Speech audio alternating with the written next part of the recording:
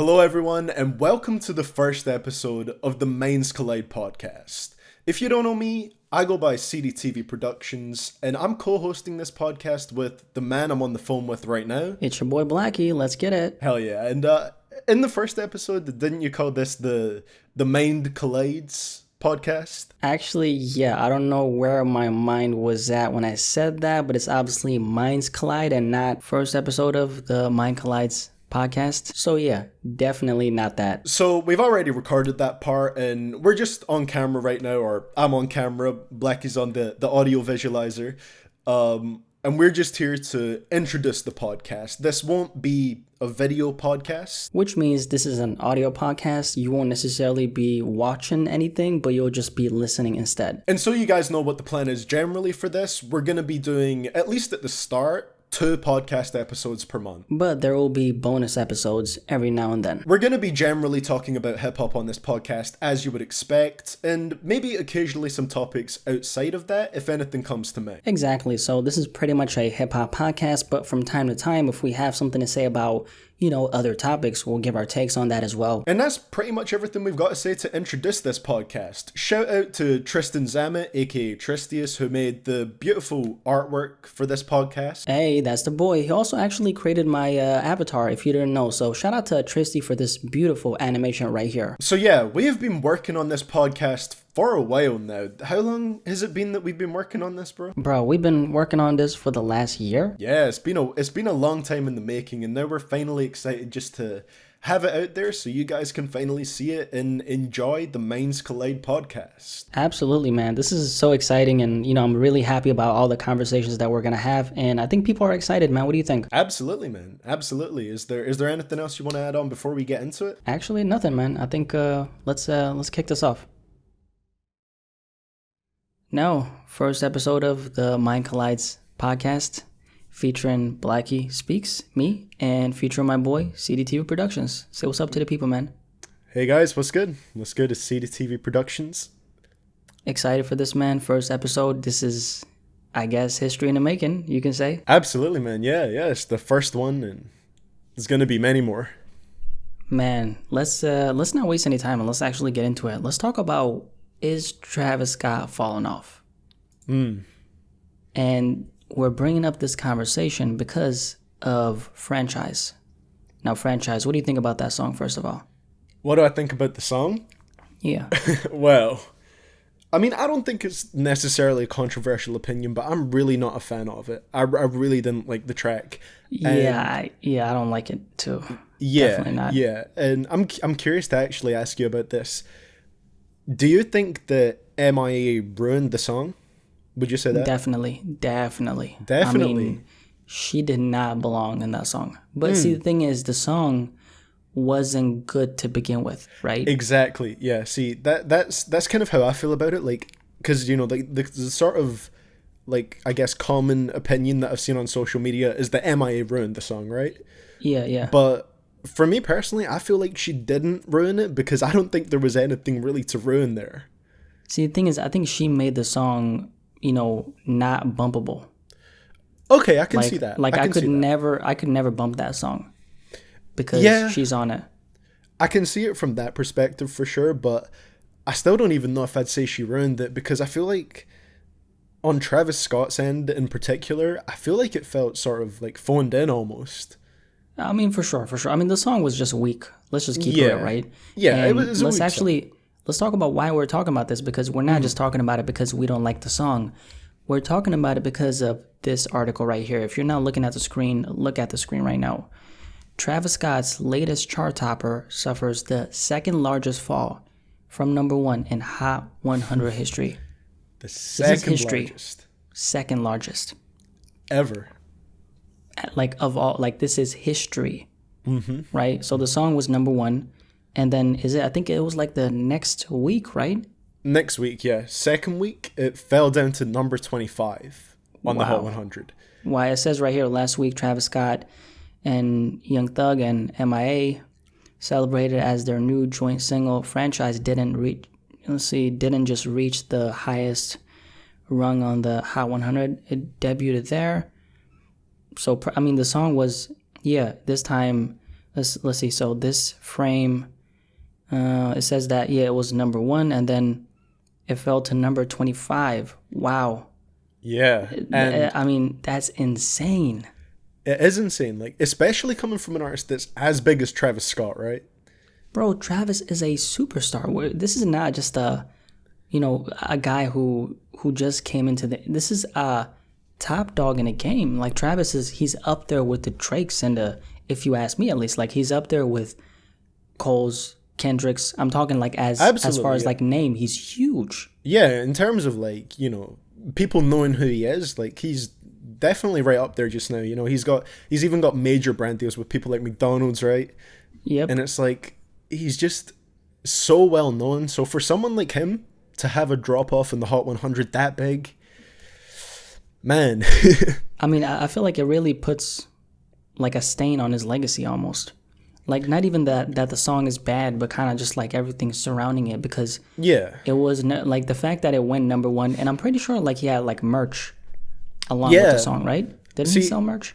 That's the thing I feel was sort of confused about, because even at the moment, like I don't even know what Billboard's rules are for like the merch bundles, but that's the only thing I could really see getting this song to number 1, because I don't feel like it got there just off of like streams and people buying the song alone. I feel like it was because Travis, I swear he dropped like 2 or 3 different merch bundles with this song. Like there was like different drops like all the time.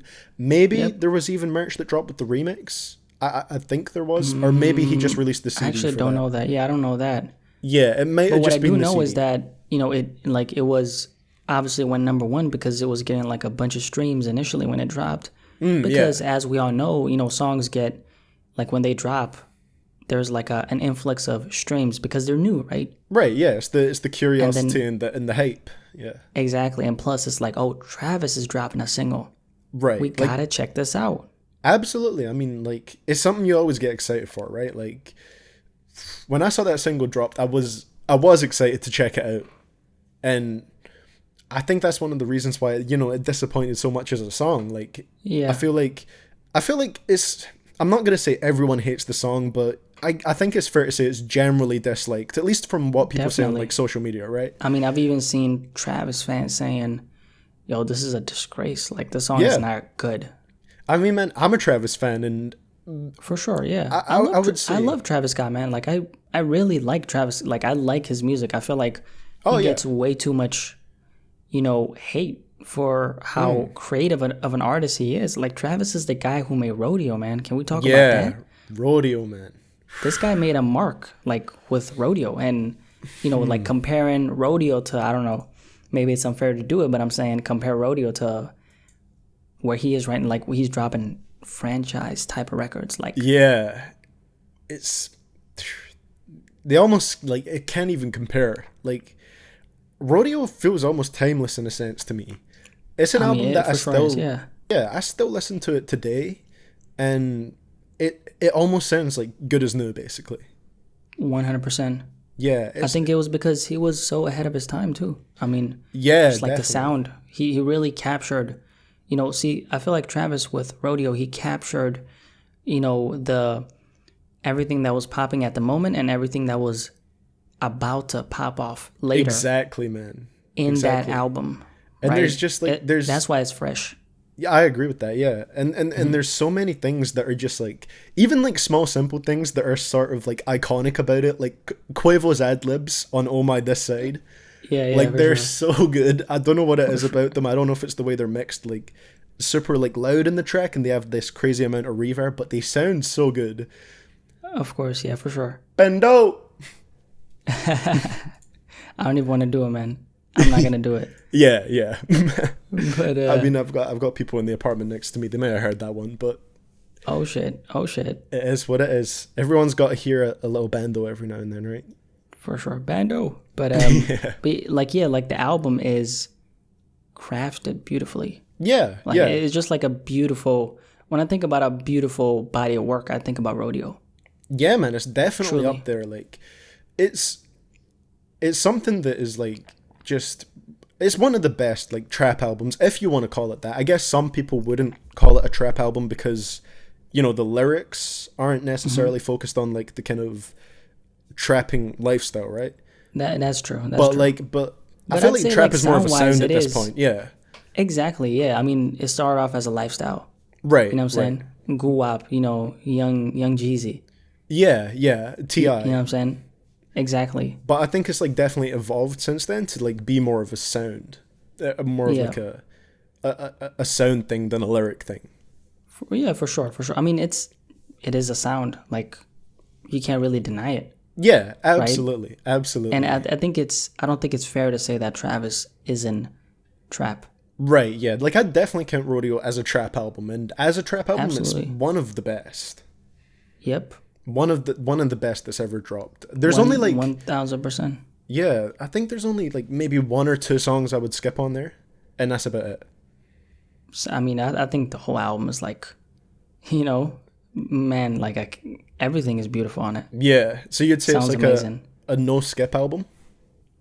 For sure. For sure. Okay, interesting. I think for me, the only two I would probably skip is Flying High, and I don't think a lot of people agree with this one, but Impossible. Impossible is one that I skip. Okay. Yeah, I mean, I like that one. Yeah, a lot of people I think kind of vibe with that song, but I don't know. For me, it doesn't really work because it's a bit too like slow and drowsy, I guess. Even for an album like that has a very dark aesthetic. Yeah, for sure. No, I feel that. Yeah. But Do yeah. you think Travis Scott is, I mean, falling off? Because the way I see it is, so, I mean, Travis is like popular, man. Like, he's never gonna fall off in terms of relevancy. Easily. Never. I mean, this has been one of his biggest years if you're looking at it from like a relevancy perspective, even with this massive fall of franchise. Yep, exactly.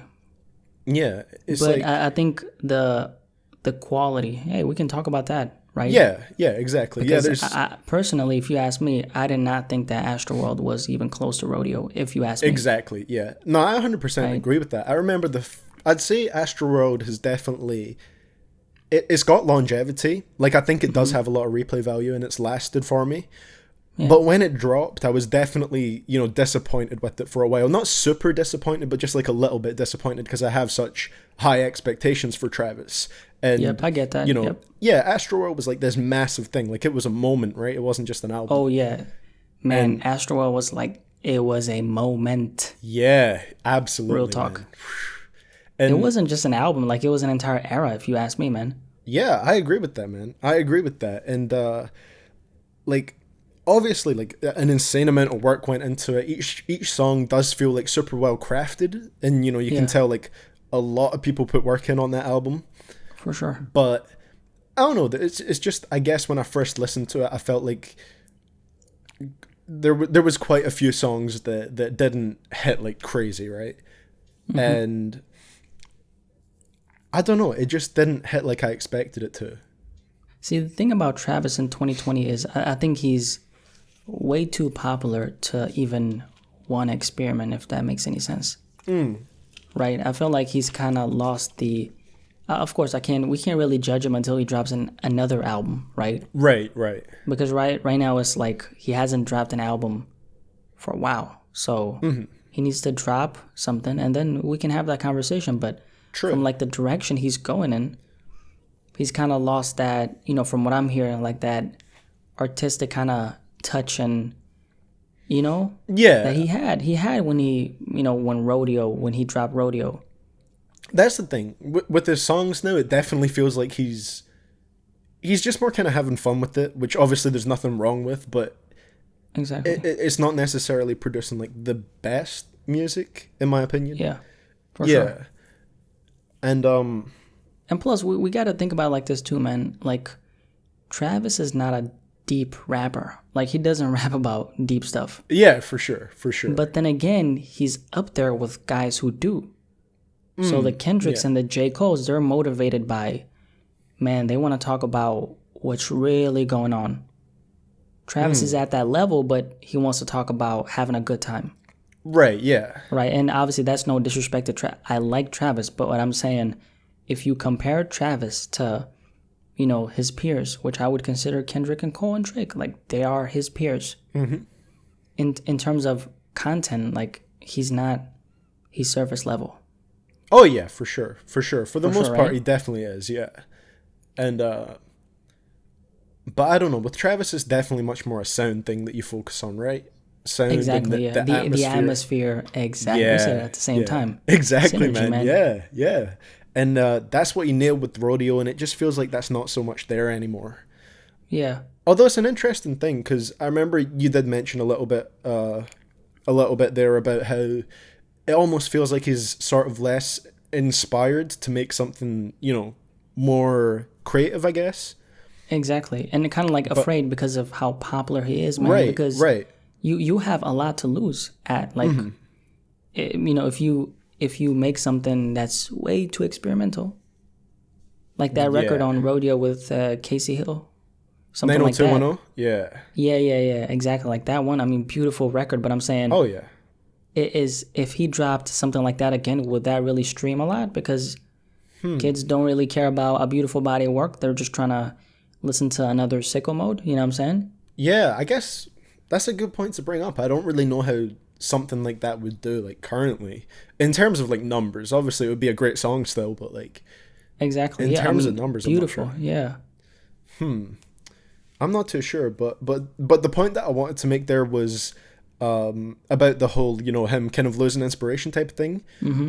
I haven't seen the article myself, but I swear someone told me in my comments recently or on Twitter that in a recent interview, Travis actually said like he's having the most fun making music right now that he's had in a long time, and he says he's like Really? super inspired and like it feels like he's making really good music at the moment. Actually, I've seen that. That was like an interview with, I don't know who it was with. Right. He was, I think, in like a studio or something, and he was talking into the microphone. I've seen that video. Yeah, I've only heard about it. I haven't seen it, but that's a recent one, right? Yep, very recent. Yeah, I think I actually saw Okay. rap on Instagram post that. Right. So let's hope that that franchise wasn't included in that statement. Hopefully not. But hey, Hopefully, man. franchise was like one of those things where I just want to give the fans some. Right, yeah. Maybe franchise was a part of, this whole McDonald's thing, right? See, I was Let kind me of drop something for that. thinking that, but then I was thinking this might be sort of like a watch situation, before Astroworld he dropped Watch as like a promotional single with Uzi and Kanye. With this one, I thought it was going to be the same thing, but if you look at the cover of the remix, it says, like, it's got, like, this green sticker on it, and it says on the sticker, live from Utopia. And Utopia, if the people watching don't know, Upcoming album, yeah, the name of his upcoming album. So, Yep. I don't know, a franchise, it looks like it's going to be on there. Or at least the remix looks like it's going to be on there, which I wouldn't be too sad. I mean, the remix still isn't a great song, but it's better, in my opinion. Actually, haven't listened to it. You haven't listened to it? Yeah, I would recommend it, bro. I would recommend Okay, it. I'm gonna need to peep that. Yeah, not in the way that I would strongly recommend it because it's a song I love, but just because it makes it slightly better. Like Future really fits in over that production. Like I remember the first time I heard Franchise, I was like, you know what, Future would sound good over this, and then the remix drops and it has him on it, and yeah, he definitely fits in well. And they removed most of MIA's parts. Oh, she's not on it? She has literally like a line and a half. Okay, I mean that's good news. Yeah. I guess Okay. it is like because while again I don't think she ruined the song. She definitely doesn't really fit in with the vibe. I mean, yeah, she definitely doesn't. And of course, like no shade to her, Yeah, of course. right? But I just don't think she fit into the record. That's all. Right. Yeah, I agree with that. And the remix definitely improves on it a little bit. They kind of replaced that with an outro by Travis Scott, like over like this kind of like over these kind of low like dark synths, and it sounds pretty nice. So yeah, it's something that sounds more. I'd say the remix sounds a bit more full and like a bit more like a fleshed out song. A little bit more finished, pretty much. Yeah, more polished to it. I see. Okay. But you don't think Travis is finished, right? What do you mean by that? Like, like the whole, is he falling off? Right. Falling off? Oh no, I mean, I definitely think I'd say the music that he's putting out right now is like not as good as it used to be, but I'm still excited for Utopia, and I think there definitely could still be some great music on there. Oh, exactly. Yeah. I agree with that, bro. I was just gonna say that I think he's having like a little, kind of like a weak phase. I mean, that's all, right? Travis is at the core, man. I feel like you can't really deny that he's a great artist. Yeah, for sure. Amazing artist. Yeah, obviously, like, no disrespect to Travis from any of this, but, you know, if we don't like the songs, we don't like the songs, right? Of course, yeah, for sure. And then there's also the other single he dropped this year, The Plan. I can't remember what The Plan sounds like. Yeah, I actually don't remember what it sounds like. Bro. I was going to say that right now. Yeah, I listened to it like once, and I don't think I've went back to it since then. And I don't even think it was a bad song. It wasn't something that grabbed me and was like, okay, this is a Travis song that I'm going to listen to a lot. Yep. I mean, the fact that I don't even remember what it sounds like tells me something. But I did like his contribution to, the track he was featured on with Kanye. I don't know if you've heard that. Wash Us in the Blood. It was. Yeah. I mean, but it was really short though. Like, that's the thing. Travis Yeah, I think was on there for like 10 seconds. I think or something. I mean, he was barely on it. Yeah, it was super short, and I think he was nice on there. He fit in with the vibe of the song. I just wish his part was longer, because it almost felt like the song would barely be that different without him on it. Mm-hmm. Yeah, but he still fit in very well, and if he had a longer contribution, I think that would have been like a much more meaningful feature of sorts. No, for sure, I agree with that, bro. Definitely. Yeah, but I think Travis has so much more. See, the thing is, Travis is an artist who's obviously like at the top, right? So he has so many resources to tap into. Oh yeah, absolutely. So he can actually like make a beautiful body. He can. I don't even know if he's gonna top Astroworld though. I actually don't know that. That's the thing. Like, even with Astroworld, even if it is a project, it's grown on me over time. Like I said, I still don't love it, but it's definitely grown on me. That's something that you can only make something like that if you have the resources that he has. Exactly. Because like the production, how well crafted it is, like Travis is a very like production heavy and feature heavy artist. I feel like. Yep, for sure. Like, definitely is a very aesthetic artist. Definitely, and, I agree with that. And yeah, it takes a lot of connections to make something like that sound as good as possible. But see, Travis, he also, I think Astroworld kind of gave us, told us that he's very motivated by creating like an atmosphere. That's the kind of artist he is, right? And that goes hand in hand with him not being like a deep artist. And so he makes up, he might make like superficial raps, but his superficial raps is better than a lot of what we're hearing. You know what I'm saying? Right. That's why he's at the top. Travis is not at the top of the game for no reason. I mean, he's there because he makes amazing music. It's undeniable, right? Definitely. And I think also we're kind of having this conversation because we expect like way more from him. That's the thing, yeah. I think people always kind of say like the best thing to do is go in with no expectations, but I feel like that's impossible with like rap music, because you're always going to expect something from an artist you like, right? Exactly. And especially if it's someone you like as much as Travis, like you said, we're going to expect quite a lot from him. And I'm going to expect nothing but greatness. Yeah. And obviously there's a lot of pressure on him to put out something like that, but that's just kind of like how a hip hop listener's brain works, right? For sure. See, the thing is too, we got to keep in mind that you're really only as valuable as your last body of work. That's the thing. I mean, that's why we're having this whole conversation, right? Because if we were considering the whole thing, then it's like, yeah, Travis Scott is a great artist. You could even say like influential to the sound today. Oh yeah. But the perspective that you look at it in is their latest releases. So exactly. Yeah, that definitely kind of is what this whole conversation was a flop. I mean, I'd say it was definitely like a flop, right? But that doesn't define him as an artist, or doesn't decide, his faith as an artist at all. Exactly. It's something that right now it seems like a big thing, but like once his album drops, no one's really going to care about the fact that Franchise dropped from number 1 to number 25. Let me actually correct you. Once the album drops, if it's good, hopefully it's good. Okay, I'm hoping that it's good. That's a good point, because what if it drops and that album has a drop in sales? The album has a drop in sales like the single. Not even just sales, man. Like if it it could sell 50,000 first week, and if it's good, right? It's like I'm happy. But the thing is, Oh, of course, yeah. if it really flops in terms of sales, it is for a reason.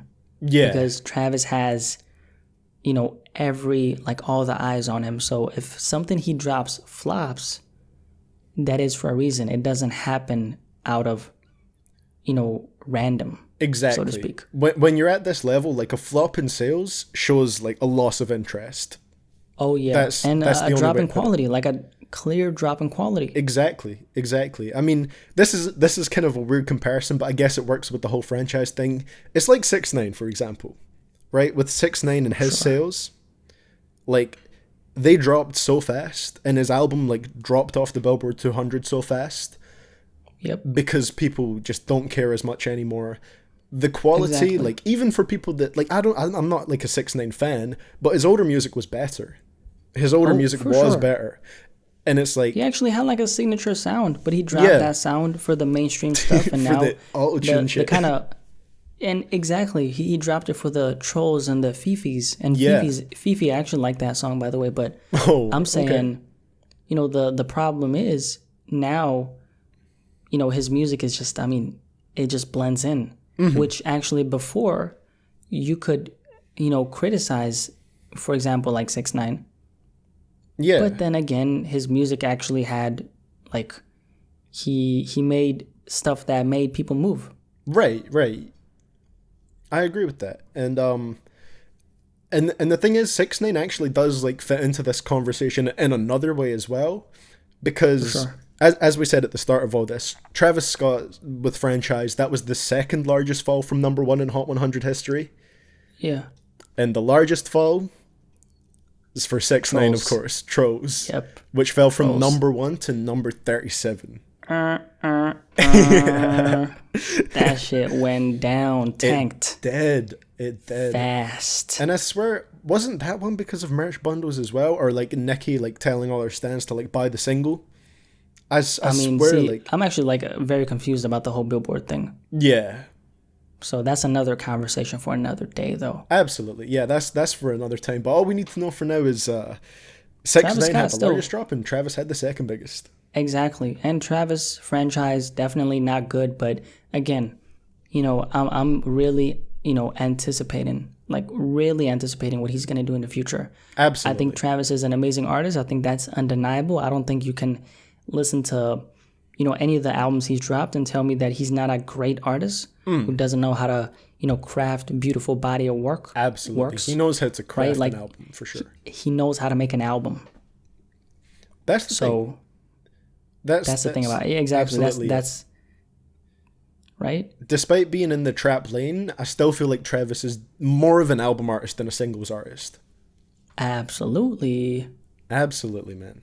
We need to hear that again, man. Like, because people really underestimate his abilities to create his ability to make a great sounding album. Right, And right. I think he's proved that like multiple times. Like, he's proved that. So ain't really much you can say about that. Exactly. Yeah. And we'll just keep an eye out for Utopia and see how it is, man. Definitely. I mean, I think we'll be having a discussion on this podcast about that after it drops. For sure. And Yep. yeah, we're gonna be looking back at this conversation and seeing if anything has changed. Definitely, for sure. Yep. We're gonna keep our eyes and ears open.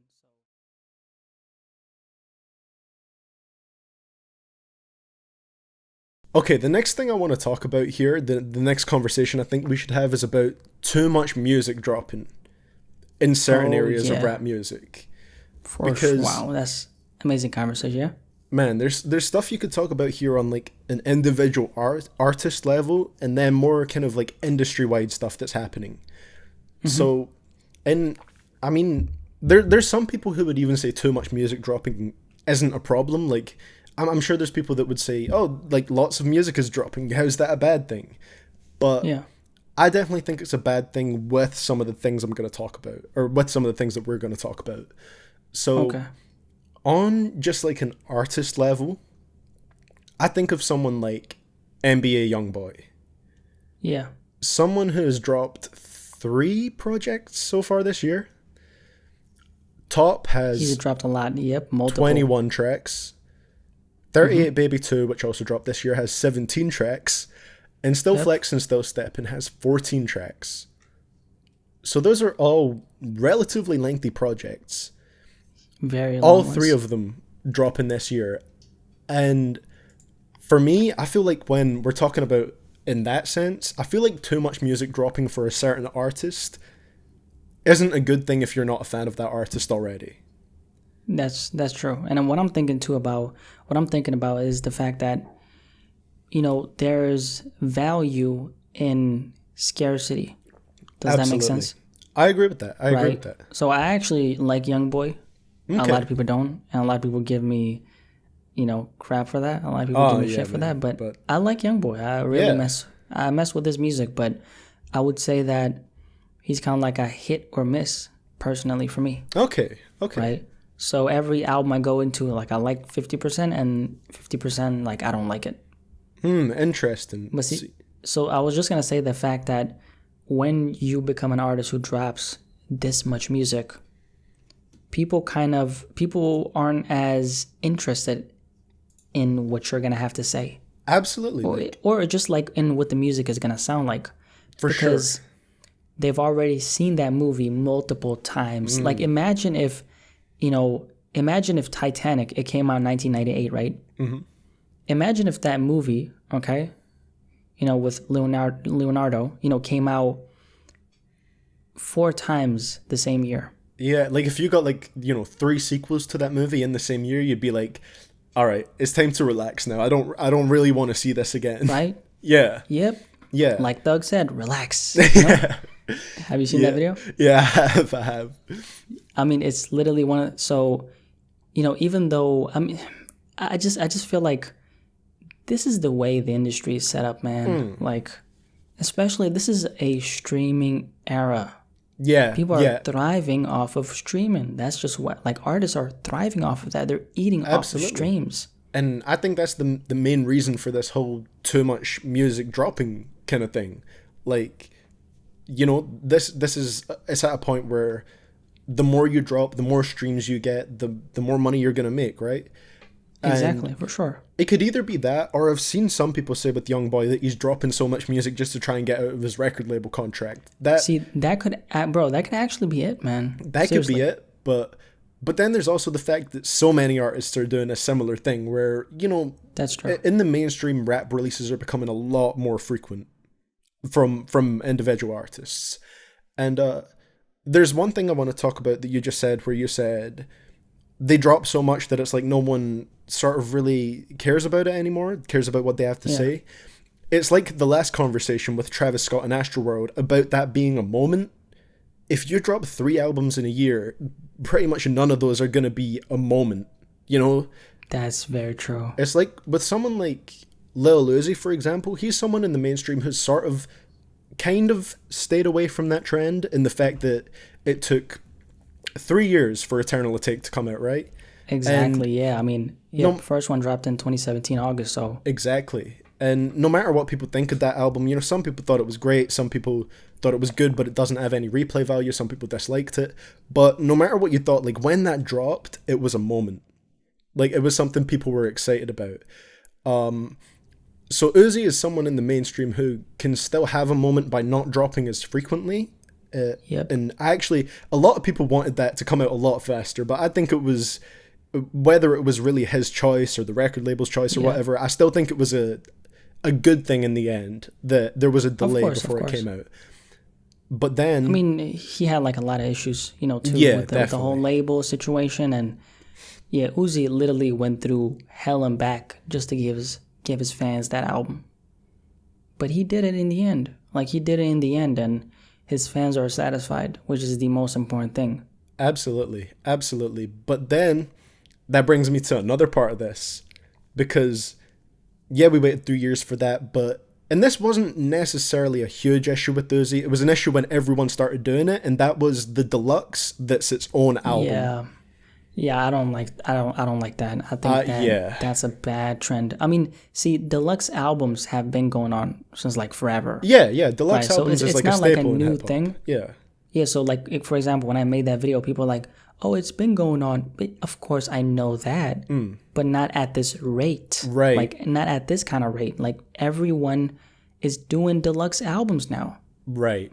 And it's very much a different thing. Like, adding 2 or 3 tracks onto an album for a deluxe, and then dropping a whole other, like, 14-song album as a deluxe. Whole separate album. I mean, completely, like, other. It has nothing to do with the original release. It is literally 17 other records. Exactly. And it's like, again, I guess it's one of those things that if you're a fan of an artist, that's kind of a good thing. But when they're dropping so much, I just think it makes it that much harder to make, you know, both the original album and the deluxe sound quality when you're focused on putting out 2 albums, one after the other, and then labeling one as a deluxe. 1,000%. 1,000. Like, I completely agree with you, bro. And, you know, it kind of becomes one of those things where they just want to, you know, fulfill like a quota, if that makes any sense. Exactly. Right? You know, I've dropped 2 or 3 albums this year. Let me do that again next year. Right. See, now it's not really about, let me actually sit down and work on this album. You know, I'm not saying that you have to make it impactful. You have to make it a moment. That's, you know, Travis Scott working on Astroworld for such a long time, and then that becoming a moment, or Uzi, you know, fighting like tooth and nail with his label to drop Eternal Take. That's a natural thing, right? Because they were in those, they're like those kinds of artists. Like people can say what they want about Uzi, but he's not out here dropping 3 albums a year. Exactly. Right. Like, he did drop 2 albums this year, but that I understand when he like, even though I don't like the trend, I understand it in his case, because it's like there's all these unreleased songs and these snippets that fans of him want to hear. So I understand it in his case, even if I didn't really love the deluxe that much.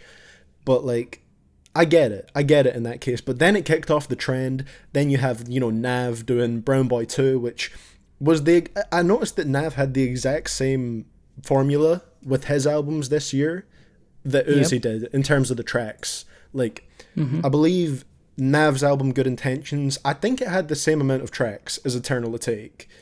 And then he dropped Brown Boy 2, which had 14 songs, which was the same as the Eternal Take Deluxe. So there's the trend picking off. And then G Herbo did it as well. Is there anyone else that I'm missing that did the deluxe album? Lil Baby did it as well. Oh, yeah. His wasn't so bad because it was like 6 songs, right? Yep. Or something and like that. And now that I think about it too, Lil Baby, one thing that I'm pretty sure We Paid was on the deluxe. Yeah, so like a hit came from that. A hit did come from that. Yeah, like that's a huge record too, like this year, right? So yeah. And then there was also there are like, see, that's like one situation where it paid off. Yeah, it definitely did pay off. And now there. It gives him incentive to do it again. That's the thing. If not only him, by the way, it gives other rappers like, right, because they might be looking at that too. Yeah, they might be looking at that and thinking, oh, if he never put this deluxe out, then that song wouldn't be out there, and then he's not gonna have another like massive song like that. So maybe these, you know, I'm not saying like that song was a throwaway, but then an artist could look at that and say, maybe these throwaways I'm sitting on, maybe one of these could be a hit, so let's just put them all out. Exactly. Yep. And that's the thing with some of these deluxe albums, or at least most of these deluxe albums from what I've heard, it definitely just feels like, okay, we're going to put the throwaways into a project and put it out there.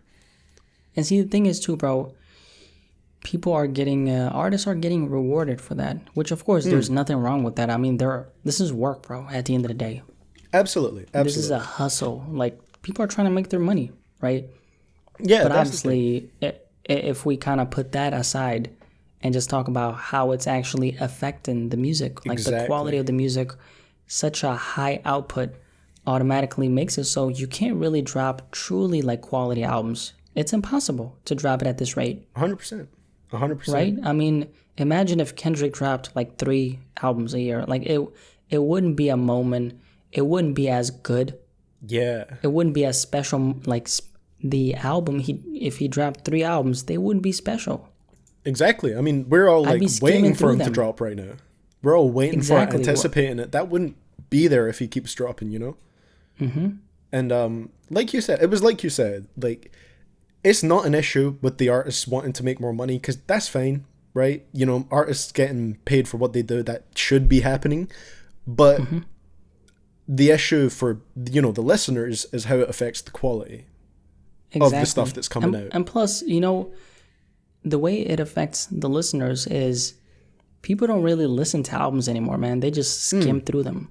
Exactly. Okay, so they don't only skim through them just to do it. They also do it to just tweet about it. Okay.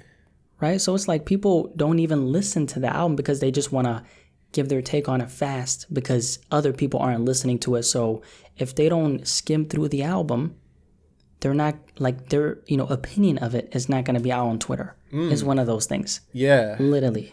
Right? That brings up an interesting point. I guess you could say then that because rap is becoming, like, so mainstream at this point, it definitely feels like a lot of the albums that are dropping are dropped with, like, the kind of commercial aspect at the forefront of their minds, and it's to appeal to, like, to a more, I don't want to sound like a hip hop elitist here, but, like, to appeal to a more casual audience in a sense, right? Yeah, I mean, of course. Yeah, and it feels like it's trying to do that, and it's catering more to people that don't listen to full albums, right? And just skim through it, just listen to an album, pick their favorite songs out, put it on a playlist, which what obviously... you're trying to say is it's catering to the TikTok kids. Yes. Is that what you're... Yeah. I mean, they run hip-hop. These kids run hip-hop, man. And honestly, I think it's fine at being like that. It's just that personally, like, it makes me not as happy with the quality of the music that's coming out. And all I know is my own opinions, right? Of course. Like, that's all this conversation is. It's our opinions on too much music dropping, right? And of course. Yeah, for me, as someone personally that always likes to listen to an album all the way through, like, obviously I'll pick my favorite songs out of it, but when I listen to an album, for the first time, I don't skip any songs on it. If I don't like the sound of them, I'll listen all the way through. Same here. Yeah. Like, I like listening to albums. So I think most people who, you know, anyone who's listening to this, they're kind of on the same boat too. Like, I've noticed that most people who follow us, they actually think too much, like, they actually want to appreciate the music. They don't just want to get a song because, you know, hey, I got some music now to listen to. They actually want to listen to something that's going to move them. And again, I think we said this before, but it's really hard to make a truly, you know, if you ask me, I think it's really, I mean, it's pretty much impossible to have such a high output where you're dropping multiple albums a year and actually make an album that's, number one, going to have some kind of longevity because, hey, you know, hey, longevity is what it is. Like, that's another conversation. But what I'm trying to say is the more time they put into the album and actually sit and try to, like, craft it, the bigger the chance it is it's actually going to,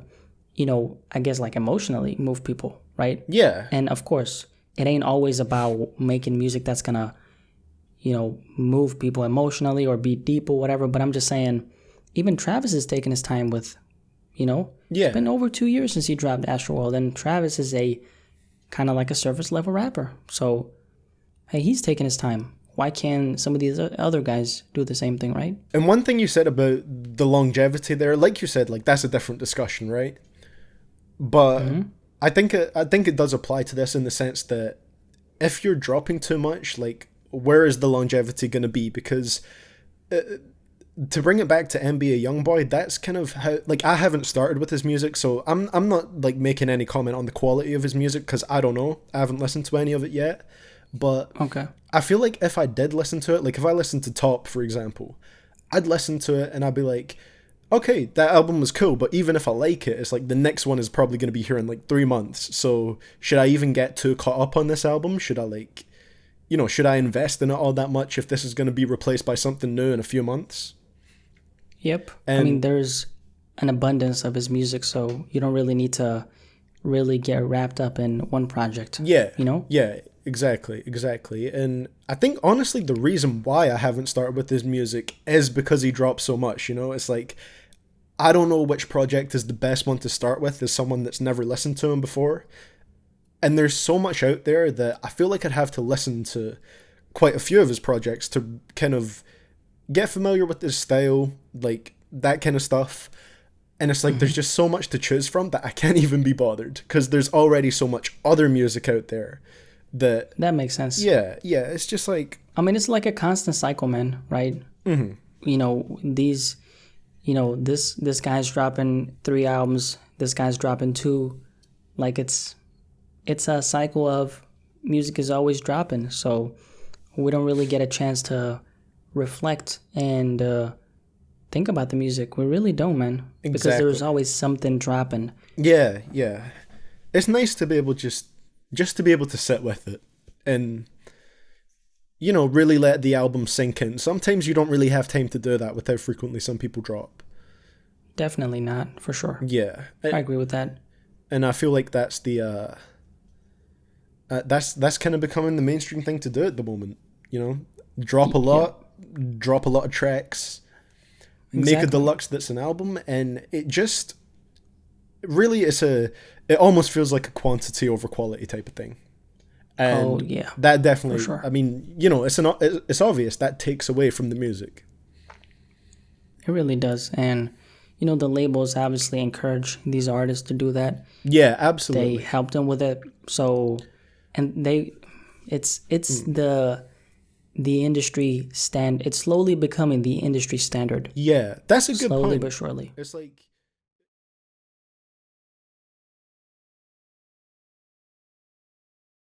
there's one thing I want to talk about while we're doing this, man. You know what that is? What is that? The XXL 2020 class. Okay. Let's talk about that. The rankings I've got here for the freshmen and the freestyles, and I think I have a ranking for the ciphers too.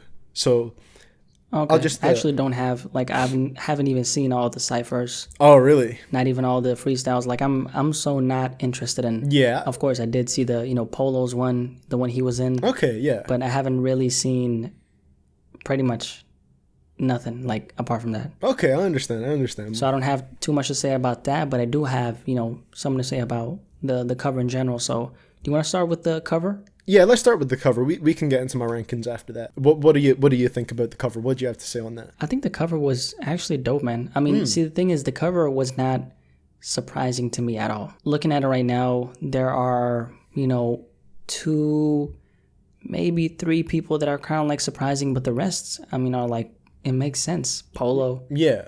You know, Anna Lee, Lil TJ, Rod Wave, Jack Harlow, like all those names make a lot of sense to me. I'm curious to hear, who did you think was surprising on here?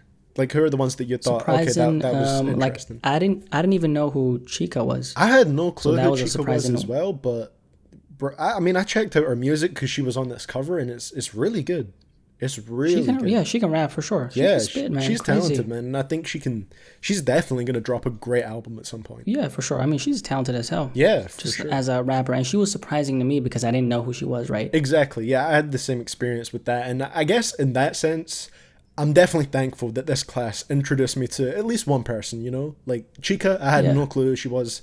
And then this cover made me go check out her music, and it's something I really enjoy now. Oh yeah, for sure. I mean, she's actually dope, man. So, like, that's a new name. And this is what the double. That's another conversation. We don't have to get into that, but this is what the double XL cover is about, man. Oh, absolutely. Yeah, that's definitely something we could fully dive into. But yeah, so apart from that, I'd say 24K Golden was definitely surprising to me. Yeah. And because I hadn't really previously listened to his music. But I would still kind of like consider him like, you know, kind of like a Juice WRLD-esque kind of rapper, like a singer, like a hybrid, like a rapper and singer, right? But I didn't think he'd be on it, to be honest. I sort of see him in a, like you said, a Juice WRLD type of thing. His album gives me sort of like Ian Dior vibes.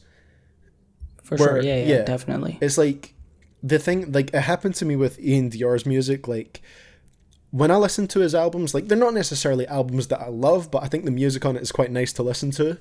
And like every week, like a new song from that album would get stuck in my head. I think I'm going to have the same thing with 24K Golden's album.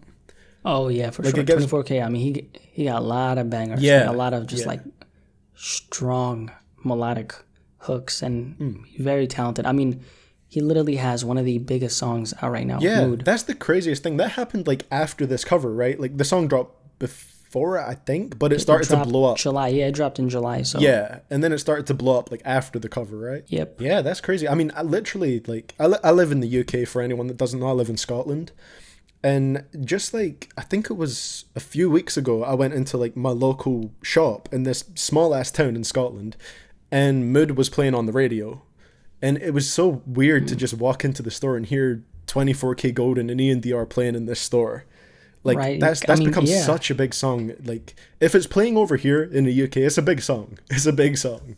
Bro, it's sitting at, when I checked, when it came out, it was sitting at 15 million Spotify streams. Right now, it's sitting at 323 million. Damn. So I guess in that case, obviously not giving all the credit for it to Double XL, but in that case, that's they sort of predicted that one correctly, right? Like that's not someone who For sure, the list the list dropped and then everyone forgot about him. Like the list dropped and then he had a song that just like propelled him. Another artist that they really put me onto was Baby Keem.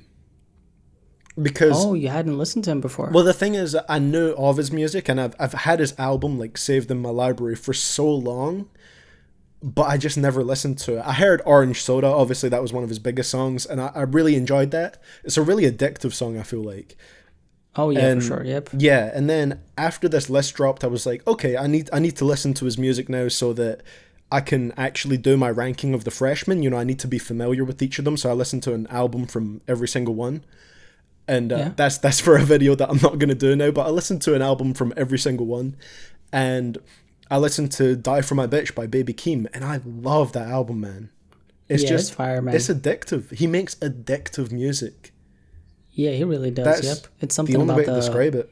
the way he kind of pronounces, the words. yeah. I mean, something about, I don't know exactly what it is, but that really shines through on Orange Soda.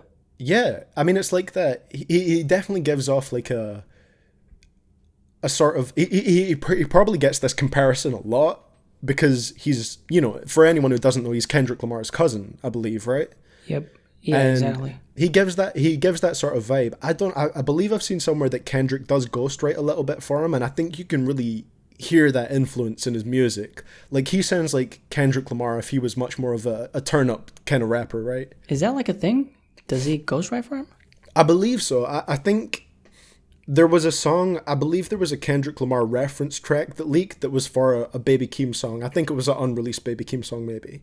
But a reference track released for it, and so I'm not saying that 100%. I don't know if Kendrick ghostwrites for him exactly, but I wouldn't be surprised if he did. But I'm thinking, reference tracks, is that really ghostwriting? Typically it is, because usually the artist would kind of write those themselves. Like for example, Kendrick would write that and then record it so that the artist could maybe get an idea of how it's supposed to flow or how it's supposed to sound. Okay. Because I've heard about artists who give their bars to another artist and then that artist goes into the studio and just records something, right? Just to give them like an idea of what they could do. And I feel like that's like fair game. Like I don't think ain't nothing wrong with that. Like that's their bars. They're just kind of looking for inspiration on how to sing it and how to flow, I guess. Yeah, honestly, when it comes to that conversation, like even if Kendrick Lamar did like ghostwrite heavily for Baby Keem, in this instance, it wouldn't take away from his music for me, because like I don't know how to describe it, but there's just an energy to Baby Keem's voice that is very unique. And I'm not saying Kendrick. This is a weird thing to say, but I'm not saying Kendrick couldn't do that. But I think Baby Keem does certain things better than Kendrick could in a way. I mean, he does him better than Kendrick can do him. Yeah, exactly. So even if Kendrick ghost wrote for him, I think Baby Keem really provides the energy and charisma that fits that writing, right? Yeah, and I get that. That's not to say that Kendrick does write for him. Just to make it clear for the people watching, it's just something that I heard, and I wouldn't be surprised if he does. But what do you think about? Let's see. So we got Lil TJ. Lil TJ is an interesting one for me. I think I need to re-listen to his music a little bit to see how I feel about it. But for me, the main thing that stands out to me about him is his voice. I think he has a very unique voice, but I don't find him interesting at all past that. Man, I think his True to Myself album is amazing. I don't know if you listened to that, but I mean, Yeah. have you listened to that? Yeah, that's the album. I think, yeah, that's the project I've heard from him. Yeah. I mean, I love that album. So many good, like he has One Take, FN. I mean, just so many good songs on that album that I personally, I really enjoy his music. Really do. Okay, yeah. I think there is some very catchy songs on there, but just overall, he's not an artist I'm going to listen to that much. To me personally, he's just got a really good voice for rapping, but I don't really connect with his music that much. Okay, I get that. I get that. Yeah. That's fair. Do you want me to actually give my ranking of the freshmen real quick, and we could kind of discuss them that way if you've got anything to say about any of them? Oh, yeah, for sure. Okay. So I'll go from my worst to best, in my opinion. And Okay. for anyone watching, this is just based off of their music, not what they provided to the class in terms of like the freestyles or the ciphers. This is just like a ranking based on their music and how I feel about it. So Okay. from worst to best, I've got Lil Keed. Lil Keed is my least favorite freshman. Yep. I mean, I agree with that. Yeah, to me, like, some people say that he isn't, but I just think he's undeniably a Young Thug clone. Like, undeniably. For sure. Like, I mean, yeah, I like it's for me. I just feel like it's kind of pointless to listen to his music. yeah, exactly. It's because like, he's so influenced by Thug. bro, why would I listen to Budget Young Thug when Young Thug exists, you know? Like, according to Wikipedia, Young Thug has 6 children, and I personally think Lil Keed is one of them. Damn. Okay, you're gonna go there. Yep. That's how I feel about his music, though. It's just, I don't see any reason to listen to it personally. Who's your other one after that? Next one after that, I don't know if I think you might disagree with this. I've got Cowboy. Damn, that low? Yeah. I don't know why, but I just don't Wow. think he's that interesting as a rapper. Wow. I mean, I'd personally pick Cowboy over Fabio. I don't really like Fabio that much. Okay. I could see that. I could 100% see that. Yeah. But for me, I feel like when I listen to his album Wild Boy, like, it's not a bad album. It's not a bad album by any means. But the main thing that stood out to me from it was the production and the features. Like, that's the main reason why I would listen to it. I get that. I mean, yeah, I'd say that he really hasn't came into his own. That's the perfect way to put it. Yeah, I think that's why I have him so low. I still don't think there's like much there, if that makes sense. No, I get that. I feel that. Yeah. Number 10, I actually might move this one up after I hear her music a bit more, but it's Mulatto. Yeah, I could definitely agree with that. I don't really mess with her music apart from one song. I listened to, I think it was called No Hook. She picks really hard beats though. I'll give her that. She picks really hard production. Oh yeah, for sure. 1,000%. Then next up after that, at my 9th, I've got 5EO. Okay. For me, like, That's fair. The thing with 5EO is I don't even think he's like a bad artist or anything, but it's just, to me, like, nobody can do that sound better than Pop Smoke. Like That, yeah, I agree with that, man. It's no disrespect to 5EO, but I just think Pop Smoke has a voice that was made for that production, and I just struggle to hear anyone else over it, you know? Of course, yeah. I mean, yeah. That's Nobody does it better than Pop Smoke. Exactly. Like, so yeah, I mean, 5EO is not bad, but just, you know, I guess it's sort of like the Lil Keed thing in a way. Not to say that, you know, 5EO rips off of Pop Smoke, because he doesn't, but just to say that there's another artist out there that kind of fulfills that type of music for me. I get that. I feel that. Yeah. Like, I definitely think he does his own thing. Next, you know, since Pop Smoke is unfortunately gone, he's kind of like the next best thing, I guess. Yeah, I could see that. Like, he's kind of, yeah, you know, he's right from New York, right? So he's from the same area, same style of music. He's doing the same type of thing. But for me, you know, it's just, Pop is always going to be the go-to for that sound. Oh, don't forget the smoke. I forgot the smoke. You said Pop, but you forgot the smoke. Yeah. Okay. I think Keep Pop going, Smoke but yeah. will always fulfill Smoke. that spot. Nah, for sure. Yeah. And by Yeah. the way, fun fact, he was actually the first person who was picked for the cover.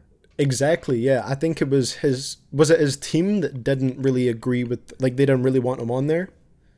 Exactly, since you know, he obviously passed away, right? Yeah, which is a shame because I mean, I think I mean, you know, his team probably knows best, but I would have liked to see him on it. But at the end of the day, it's kind of like their decision, right? Number 8, I've got Lil TJ for the reasons that I said before. You know, like I like his voice, but that's about it for me personally. Number 7, NLE Choppa. I think I actually like NLE Choppa, but I'm just like looking at this list. I would probably put him a little bit higher. You think so? Probably a little bit higher. Yeah, definitely a little bit higher. Yeah, I could understand that. Like he can make some hard songs, man. It's just I don't know if I was a fan so much of the more auto-tune type of stuff on his project, but maybe the more I listen to that, the more it'll grow on me, because I think Top Shot is not a bad album at all. It's not bad at all. Nah, man. A lot of bangers on there, man. Yeah, and you know, I mean, he even had the outro track. Have you listened to that? Depression? Oh yeah. That was actually amazing. Like, that was great, man. Yeah, definitely. So I think, and I'm very interested, while we're on that topic of him kind of doing something a little deeper, I'm interested to see where he goes with his next kind of release after his whole, you know, spiritual journey type of thing. NLE Chakra. Yeah, exactly. Yep. And again, that's a whole other conversation we could have another time for sure. Oh, yeah. We're gonna talk about that too. Yeah, but I'm curious to see where his music goes after that whole spiritual journey, right? All right, so there's NLE. Just above him, I've got 24K Golden, because I think he makes very catchy music. Pretty, a relatively versatile artist, I would say. And especially in the vocal range, I agree with that. Yeah, definitely. And I listened to his Dropped Out of College project, and it was an entertaining listen, man. I don't have too many complaints about it. So definitely a dope project. Yeah, I think he makes very catchy music. So yeah, I definitely will be like checking out more of what he does in the future. Just above that, I've got Rod Wave. Okay. Yeah. Rod Wave. I really like his Ghetto Gospel project. I do, man. I really like the passion in him. Yeah. Like he really has his. I feel like his voice kind of like pierces like through the microphone. Yeah, his voice just like conveys so much emotion. It's crazy. Although so much. I will say that I do feel like Ghetto Gospel is much better and has a bit more variety than Pray for Love, though. I feel like Pray for Love was a little bit more kind of predictable in a sense, and I feel like there was less kind of, maybe I need to re-listen, maybe I'm wrong, but I feel like there was a bit less kind of vocal variation there. And I know exactly what you mean, because Ghetto Gospel was kind of, I mean, that was, if I'm not mistaken, he made a lot of those songs when he was like unsigned and like kind of unknown. Right. So that's a way more raw project. Absolutely. And I think I really like that about it. And yeah, I just think it's just the emotion, man. Like he can convey that perfectly in his voice. Above that, Jack Harlow. Put the ball in the end zone. Yeah. I'm happy that What's Poppin' blew up this year, because, you know, that introduced me to his music before this freshman list did. And, you know, I listened to his Confetti project for this video, and I enjoyed it, man. I enjoyed it. So I think Jack Harlow's doper than people like to give him credit for. Absolutely. I think he's definitely makes some great music, and he's got a good personality as well, like outside of the music. I think he's always posting wild shit on his Instagram Q&As. Absolutely agree with that, bro. Yeah, and I think he's all around just like a great personality too. Yeah, so then Jack Harlow, that's number 4. Number 3, I've got Chica, because I just really loved her music. I was surprised that high up. I forgot about her. That high up. Yeah, and man. Okay. The project I listened to was Industry Games. I think that's her most recent on Apple Music. Maybe she dropped a single since then, but that project was just great, and I was really just like engaged with everything she was saying. She can definitely. I haven't really got into her music that much, but I think she can just rap. Right? Absolutely. That's all. Like she's a great artist. Yeah, and the production on there was great too. By the way, I definitely recommend it. Industry Games. Definitely, I've listened to a couple of her. I listened to multiple. I think I actually listened to that entire project before I made my video on it. Yes, it's really great, honestly, I feel like. And then number two, I was surprised. I didn't expect him to be this high when, before I checked out his music, but I just had a general idea of what it was like. But number 2, Baby Keem. Baby Keem, okay. Yeah, I love Baby Keem's music. That makes a lot of sense. Love it. I didn't know I would love it this much, but I do. And number 1, I know you're going to agree, man, is say the name. Polo G. The GOAT. The GOAT, man. Say the name. The GOAT, Polo G. That's it. Well deserved. Absolutely, man. Absolutely. Like, I can understand when people say, like, oh, he should maybe, like, diversify his production a bit more at this point, but still, he makes great music. And The GOAT was a great album. The GOAT was a great album. Yeah, absolutely amazing. I think Polo G I think he's going to shock us all.